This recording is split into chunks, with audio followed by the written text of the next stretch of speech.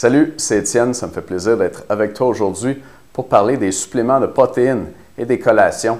Aujourd'hui, le sujet, ça va être quand. Quand les prendre, avant, pendant, après, à quel moment. Dans le sondage que j'ai passé la semaine passée sur les suppléments de protéines, j'ai reçu des questions comme « C'est quand le meilleur temps pour les prendre si on veut maigrir? Quand est-ce que c'est mieux de les prendre? » Petite explication avant de poser ma question. Je suis le programme depuis 7 mois maintenant. En temps normal, je prends un shake de protéines avant et après mon entraînement. Après une activité libre, je n'en prends pas. C'est bien. Au stade où j'en suis, est-ce mieux d'augmenter le nombre que je prends ou c'est suffisant comme cela? Donc, question plus complexe. Autre question. Est-ce qu'il est vrai qu'il faut absolument les prendre à l'intérieur du 30 minutes suivant l'entraînement? Et voilà. Alors, je vais répondre très rapidement à ces questions-là. Est-ce que c'est vrai qu'il faut absolument les prendre 30 minutes à l'intérieur du 30 minutes suivant l'entraînement?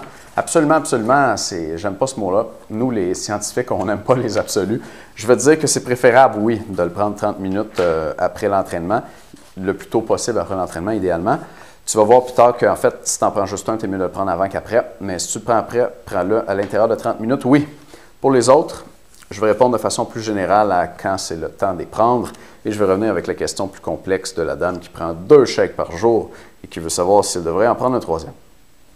Alors, qu'est-ce qu'il faut savoir sur le meilleur moment pour manger une collation ou un shake autour de l'entraînement?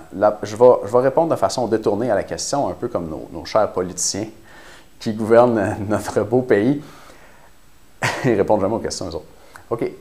C'est quand le meilleur moment? Avant de répondre à cette question-là, il faut que je dise que la question du timing de quand je mange mes protéines autour de l'exercice, elle est secondaire.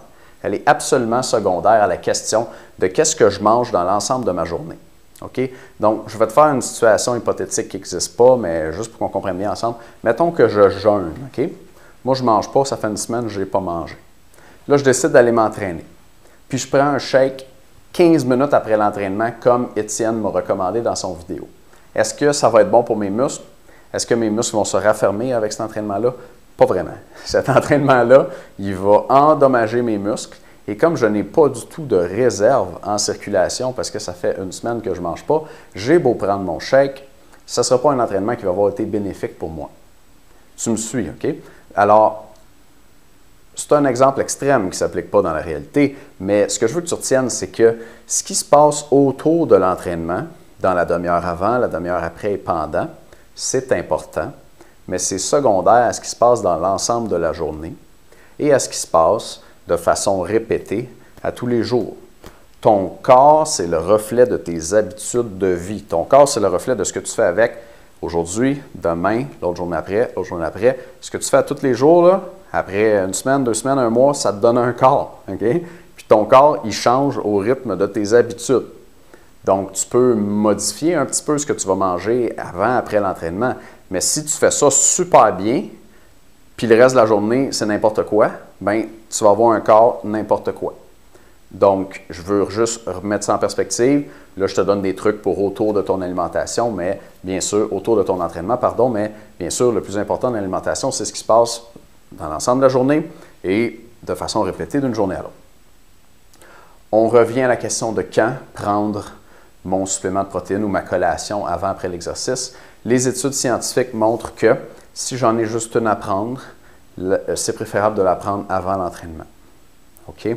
Les études montrent aussi que pour un entraînement long, on va dire d'au moins 1 heure, c'est recommandé de manger ou de boire une boisson calorique ou de prendre une petite collation pendant l'exercice. Il y a une histoire qui circule, une anecdote fameuse sur M. Arnold Schwarzenegger, qui est l'idole de bien des jeunes garçons qui veulent prendre de la masse, en tout cas dans ma génération. Et Arnold, paraît-il que dans les années 80, quand il s'entraînait pour devenir Monsieur Univers, il s'entraînait 3 heures à la fois, mais que pendant son entraînement, il allait se cacher pour manger des biscuits. OK? Donc, je ne sais pas à quel point c'est vrai tout ça, mais il semble qu'effectivement, Arnold, il mangeait pendant ses entraînements. Et je pense qu'il faisait très bien, puisqu'il s'entraînait 3 heures. Surtout que c'est un monsieur qui voulait gagner de la masse musculaire. Ça, donc, ça prend des calories, ça prend des protéines, ça prend de l'énergie. Si je m'entraîne longtemps, je veux manger, je veux prendre une collation, je veux boire. un shake ou une boisson sportive pendant mon entraînement. Et il y a finalement la dernière portion qui est le après l'entraînement. Le après l'entraînement, je recommande de manger un repas complet le plus vite possible.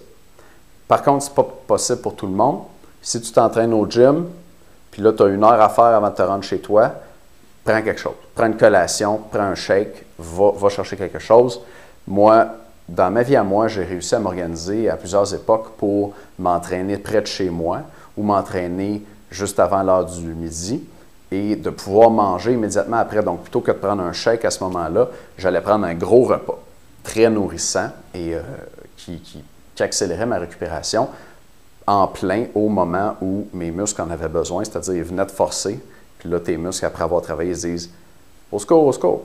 J'ai besoin de faire mes réserves, aidez-moi quelqu'un! » Fait que là, si tu fais rentrer de l'énergie, des protéines, du sucre, des gras dans ta circulation sanguine en mangeant, bien, ça va aller tout dans tes muscles. Donc, c'est le bon moment pour faire ça.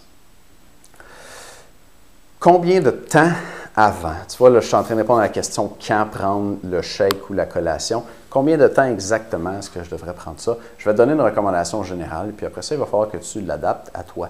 Si tu prends juste un shake, comme je te disais, le meilleur moment pour le prendre, c'est avant ton entraînement. C'est mieux de le prendre avant que pendant ou après. Si tu en prends juste un, combien de temps avant? Je vais te dire, commence par 1 demi-heure. Et là, regarde-toi aller. La vraie recommandation, c'est de prendre ton shake le plus vite, le plus près possible de ton entraînement, sans causer d'inconfort gastrique. C'est sûr que si tu es ballonné, tu te sens gonflé ou ça digère là, dans ton ventre pendant que tu t'entraînes, pas bon. Faire du squat pesant ou du leg press, quand tu as le ventre comme ça, pas bon, pas agréable non plus.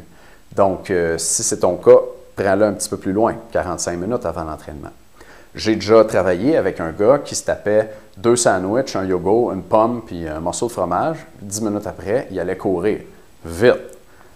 Ce gars-là, il avait une digestion incroyable, un système digestif en béton. Puis lui, il pouvait se permettre de faire ça et ça le soutenait vraiment pour son entraînement. C'était un kinésiologue, donc un scientifique de l'exercice, si on veut. Et il était entraîneur avec moi à l'armée à l'époque.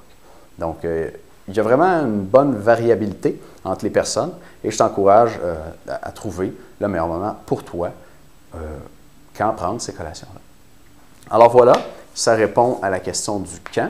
Si tu as envie de découvrir mes 10 collations préférées, le top 10 des collations à manger avant ou après l'exercice pour avoir un ventre plat et des muscles plus fermes, tu vas voir l'information dans les courriels cette semaine. Tu peux cliquer là-dessus et ça va être en spécial. En spécial, tu peux aussi te procurer le guide des suppléments pour prendre la masse, qui est un guide que j'avais fait pour les gars à l'époque, mais ce n'est pas juste des suppléments pour prendre la masse, c'est des suppléments qui améliorent les performances, qui aident ton corps à récupérer plus vite, tu vas devenir même plus forte, tu peux courir plus longtemps, être plus endurante et oui, perdre du gras davantage avec ça parce que c'est aussi bien important pour les gars d'être cut, d'être défini. Donc, si tu as un profil plus performance athlète de fitness, je pense que ça peut t'intéresser. Je vais faire un petit spécial là-dessus cette semaine aussi, puisqu'on en parle des suppléments de protéines cette semaine. Merci beaucoup de m'écouter. On va se revoir demain dans une prochaine vidéo sur les protéines et les suppléments de protéines. Bye bye.